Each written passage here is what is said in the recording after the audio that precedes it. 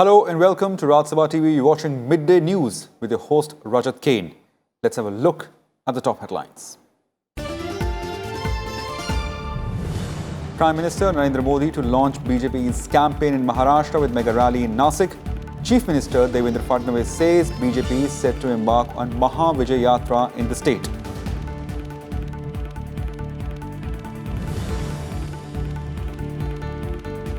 India ready to export fighter planes across the world, says Defence Minister Rajnath Singh after flying in LCA Tejas. Vice President M. Venkaiah Naidu compliments Rajnath Singh, says his gesture will boost the morale of the armed forces.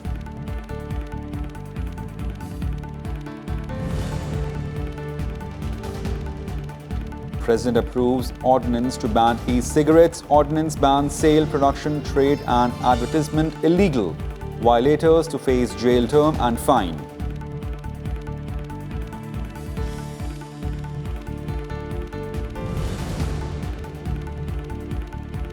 Finance Minister Nirmala Sitharaman to meet heads of public sector banks today, focus on passing on benefits of RBI's repo rate cut to the consumers.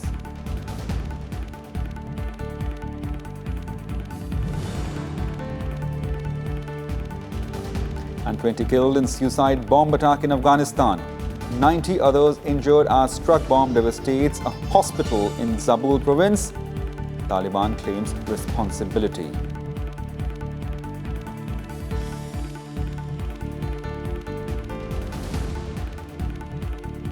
News in details now. Prime Minister Narendra Modi will kickstart the BJP campaign for Maharashtra Assembly elections today. Prime Minister Modi will address a mega rally in Nasik today. The rally will also mark the conclusion of Maharashtra Chief Minister Devendra Fadnavis's Maha Janadesh rally in Nashik. Fadnavis toured the state ahead of upcoming polls to highlight the government's performance in the last 5 years. The yatra began from August 1st from Amravati district and concluded in Nasik. After his campaign reached Nasik Wednesday evening, Fadnavis said Maha Janadesh Yatra is concluding tomorrow and Maha Vijay Yatra is beginning. Union Defence Minister Rajnath Singh flew in Tejas fighter aircraft this morning from HAL airport in Bengaluru. With this, Rajnath Singh has become first Defence Minister to fly the indigenously built light combat aircraft Tejas. After the sortie that lasted 30 minutes, the Defence Minister said the experience of flying in the aircraft was thrilling. Congratulating HAL, DRDO and other agencies involved in building Tejas, Rajnath said India has reached a level where we can export fighter planes across the world. He said the countries in Southeast Asia have shown interest in purchasing Tejas aircraft. During the sortie, the minister also flew the aircraft for around 2 minutes. Rajnath Singh was accompanied by Air Vice Marshal N. Tiwari, who is also Project Director at National Flight Test Centre of the Aeronautical Development Agency in Bengaluru. Flying was very smooth and very comfortable for me and I was enjoying. और मैं ये कहना चाहूँगा कि कुछ उसके कर्तव्य भी मैंने ऊपर देखे और मैं कह सकता हूँ कि हमें अपने देश के वैज्ञानिकों के ऊपर, एचएएल के ऊपर, आडा एरोनॉटिकल डेवलपमेंट जो हमारी एजेंसी है इसने इसका डिज़ाइन बनाया है और एचएएल, डीआरडीओ, यह सब सारे जितने भी ऑर्गेनाइजेशंस हैं मैं सबको कांग्रेचुलेट करना चाहता हूँ। आज तेजस की डिमांड दुनिया के दूसरे देशों से भी हो रही है और मैं समझता हूँ कि हम लोग अब इस स्थिति में भी पहुँच गए हैं कि दुनिया को भी हम फाइटर प्लेन्स और बहुत सारे आर्म्स और एम्यूनिशंस भी अब एक्सपोर्ट कर सकते हैं। वैसे एक्सपोर्ट करने का सिलसिला हम लोगों ने प्रारंभ कर दिया है। रक्षा मंत्री ये तेजस एयरक्राफ्ट में फ्लाइंग कर रहा है। ये पूरा देश का एरोनॉटिक्स फ्रेटर्निटी का एक महत्वपूर्ण दिन है। इस साल में फरवरी में फाइनल ऑपरेशन क्लियरेंस मिला है। अभी 83 LCS का नेगोशिएशंस कंप्लीट हुआ है और आज माननीय मंत्री जी तेजस में फ्लाई कर रहे हैं। इसलिए मैं बता रहा हूं ये महत्वपूर्ण दिन है। Vice President M. Venkaiah Naidu congratulated Defence Minister Rajnath Singh for his flight on Tejas. He said his gesture will boost the morale of armed forces and also DRDO and HAL. The Indian Air Force has already inducted a batch of Tejas aircraft, the naval version of LCA's development stage.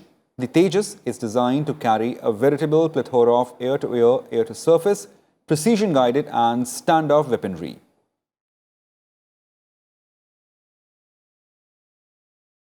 Finance Minister Nirmala Sitharaman will hold a review meeting with heads of public sector banks this afternoon.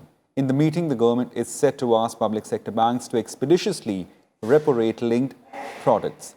This is to pass on the benefits of the RBI rate cut to customers. Early this month, the Reserve Bank of India made it mandatory for banks to link all their fresh retail loans to RBI's repo rate. The Finance Ministry is also likely to discuss ways in which PSBs can offer doorstep banking facilities. How bank can help customers in tracking online loan applications for the retail, MSME housing and vehicle loans is also high on agenda. The Finance Ministry will ask top management of banks to closely monitor loans to MSMEs, small traders, self-help groups and microfinance institution borrowers. The President has approved the ordinance to ban e-cigarettes. The ordinance makes the production, import, export, transport, sale or advertisement of e-cigarettes cognizable offence, attracting jail term and fine. The ordinance comes a day after Union Cabinet decided to ban production, import, distribution and sale of electronic cigarettes. Finance Minister Nirmala Sitharaman on Wednesday had said that Cabinet decided to ban e-cigarettes and similar products as they pose health risk to people, especially the youth. Finance Minister Nirmala Sitharaman on Wednesday announced that the Cabinet has approved the decision to ban e-cigarettes. The Minister made the announcement at a press conference in Delhi after the meeting of the Union Cabinet. She said the decision was taken considering the impact of e-cigarettes on the youth. The ban means the production, manufacturing, import, export, sale, storage and advertising of e-cigarettes will now be a cognizable offence. What the Cabinet has given approval today is first a decision to ban e-cigarettes, which is also otherwise technically called the ENDS, right? Now, what does the ban mean? It means production, manufacturing, import, export, transport or sale or even distribution and storage and advertisement relating e-cigarettes are all banned. So there will be an ordinance subject to, of course, the Rashtrapati clearing it. So an ordinance will be passed and we hope to take this matter in the next session of the Parliament. Sitharaman, who had headed a group of ministers on the issue, said first-time violators will face a jail term of up to 1 year and a fine of 1 lakh rupees. For subsequent offences, a jail term of up to 3 years or a fine of 5 lakh rupees or both have been prescribed. The minister added that there are more than 400 brands of e-cigarettes, none of which is manufactured in India. The long-term impact of e-cigarettes is yet to be scientifically established, meaning the direct impact of e-cigarettes. In the USA, already 7 deaths have happened which are directly linked with e-cigarettes. So the Cabinet rightly thought it's time that we immediately took a decision so that the health of our citizens, of our young, is not really thrown to a risk. E-cigarettes do not burn tobacco, but use a heating element to vaporize liquid nicotine, which the user inhales. These are not licensed in India, but India has 106 million adult smokers, second only to China in the world, making it a lucrative market for many companies. More than 9 lakh people die each year in the country due to tobacco-related illnesses. The move is similar to what the US state of New York and Michigan have already done. Navikram Singh's report for Rajya Sabha TV. Now moving on, Union Cabinet chaired by Prime Minister Modi on Wednesday made a big announcement for Indian Railway employees ahead of festive season. It approved 78 days of wages as bonus for railway employees. Information Broadcasting Minister Prakash Javadekar said 11,52,000 employees will benefit from the decision. He said this is reward for productivity. This is for 6th consecutive year that productivity-linked bonus is being given to railway employees. पहले railway कर्मचारियों को खुशखबर है कि इस साल भी उनको 78 दिन का वेतन बोनस के रूप में मिलेगा। ये 11 लाख रेलवे एम्प्लॉयज को यानी उनके फैमिलीज को भी इसका फायदा होगा। इसके लिए 2024 करोड़ रुपए खर्चा होगा और बड़ी बात यह है लगातार 78 दिन का बोनस दिया है, highest what they had got once, वो 6 साल लगातार मोदी सरकार के कार्यकाल में ये रेलवे कर्मचारियों को मिला है। Rajya members re-elected to Rajya Sabha in the by-polls from Uttar Pradesh, Sanjay Seth and Surendra Singh Nagar took oath today at the Parliament House. Rajya Sabha Chairman M. Venkaiah Naidu administered the oath of office to newly elected BJP MPs, Surendra Singh Nagar. He had recently joined the BJP after resigning from Samajwadi Party. Sanjay Seth was also sworn in the ceremony. He has also joined BJP recently after quitting the Samajwadi Party. Parliamentary Affairs Minister Tawarchand Gehlot, Union Minister Piyush Goyal and Sanjeev Balyan and General Secretary of Rajya Sabha, Desh Deepak Verma were present.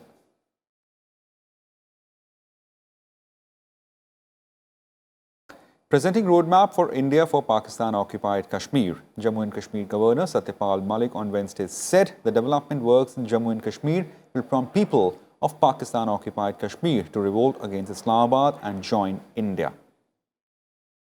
Malik urged countrymen to treat people from Kashmir with love and respect and said officers have been placed in every state to help Kashmiri students.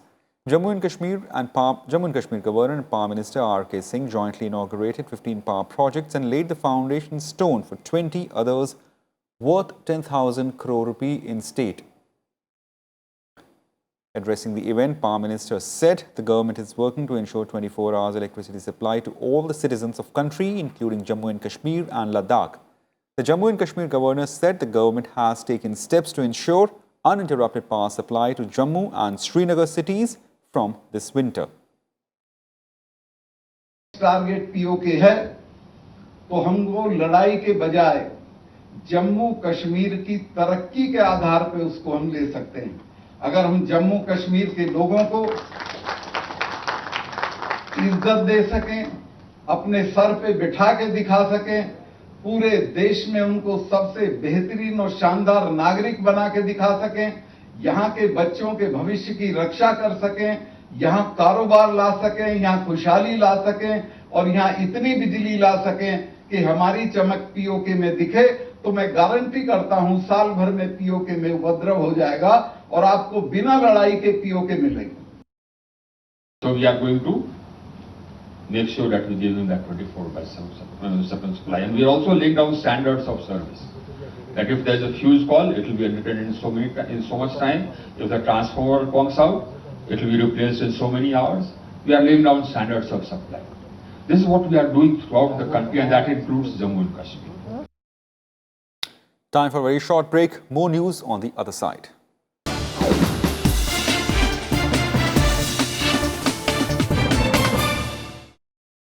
Welcome back. You're watching Midday News on Rajya Sabha TV.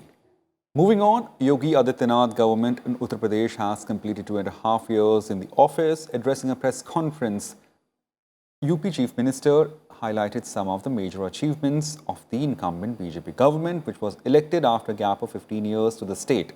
Adityanath said that his government waived off loans to small and marginal farmers in its first cabinet meeting itself 2.5 years ago.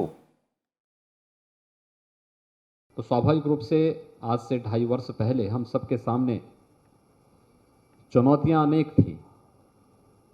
हर एक क्षेत्र में थी, लेकिन उन चुनौतियों को अवसर में बदल करके उत्तर प्रदेश के विकास, उत्तर प्रदेश में सुशासन और उत्तर प्रदेश के परसेप्शन को देश और दुनिया के सामने प्रस्तुत करने के उस कार्य को जब दायित्व हमारी टीम के साथ टीम को सौंपा गया तो हमने उस कार्य को प्रारंभ किया था। और मैं कह सकता हूं कि 2.5 वर्ष का यह कार्यकाल उत्तर प्रदेश के सामने जो एक पहचान का संकट आ खड़ा हुआ था, उस पहचान के संकट से उभारने, शासन की विश्वसनीयता के साथ साथ सुशासन और विकास की दृष्टि से अत्यंत महत्वपूर्ण रहे हैं। According to latest report, malnutrition has declined at the rate of 1% from year 1990 to 2017, but as many as 68% children die because of malnutrition even today. Take a look at this package. In a significant development, malnutrition deaths among children under 5 in the country have dropped by 2/3 between 1990 and 2017. But it still remains the underlying risk factor for 68% of child deaths in every state. These findings are from the India State Level Disease Burden Initiative's report on disease burden due to child and maternal malnutrition in each Indian state from 1990 onwards. The findings show malnutrition is still the leading risk factor for disease burden in persons of all ages, considered together contributing 17% of the total disability adjusted life years. अब plate में खाना है इस देश में, ये clearly हम लोग कह सकते हैं। पेरेंट्स को टाइम देना है बच्चे को खिलाने के लिए, ब्रेस्ट फीडिंग करनी है, 53% है वो बढ़ना है। और बच्चे को खिलाना है, बच्चे को बीमारियों से बचाना है। साफ़ पानी, स्वच्छ भारत, उससे भी फ़र्क बहुत पड़ेगा। In 2017, the malnutrition disability adjusted life years was highest in the states of Uttar Pradesh, Bihar, Assam and Rajasthan, followed by Madhya Pradesh, Chhattisgarh, Odisha, Nagaland and Tripura. Among the malnutrition indicators, low birth weight is the largest contributor to child deaths in India, followed by child growth failure, which includes stunting, underweight and wasting.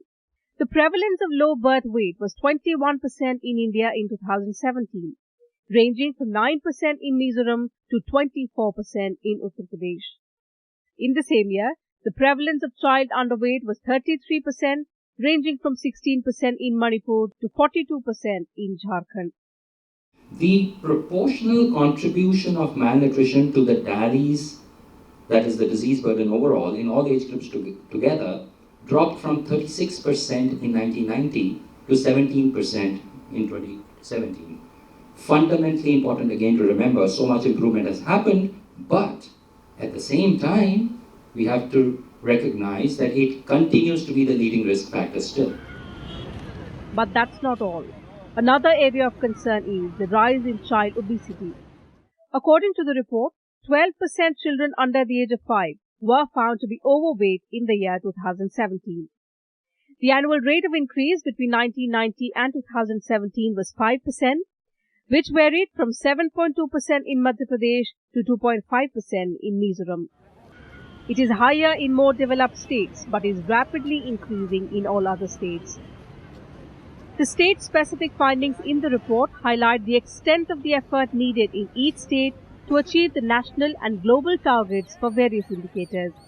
According to the study, the prevalence of childhood anemia was 60% in India in 2017, ranging from 21% in Mizoram to 74% in Haryana. Anudevan's report for Rajya Sabha TV. A suicide bomb attack killed at least 20 people and wounded more than 90 people in southern Afghanistan. The Taliban took responsibility for the attack, which destroyed a part of hospital in Kalat, the capital of southern Zabul province, and left a fleet of ambulances broken and battered. The Taliban, who have been carrying out nearly daily attacks since peace talks with the United States collapsed earlier this month, so the target was a nearby government intelligence department building was the target.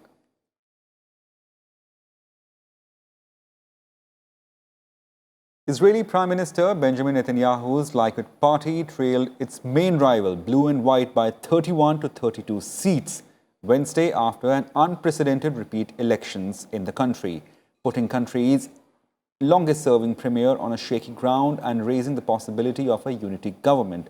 Israelis voted on Tuesday in the country's second general election in 5 months after 69-year-old Netanyahu failed to form the governing coalition with viable majority following April's vote.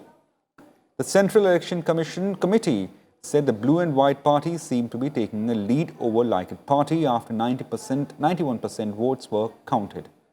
Meanwhile, Netanyahu's office said the Prime Minister will not travel to New York next week for UN General Assembly in the wake of election results. Well, that's it for Midday News on Rajya Sabha TV. Keep watching Rajya Sabha TV for more international national stories. Thank you.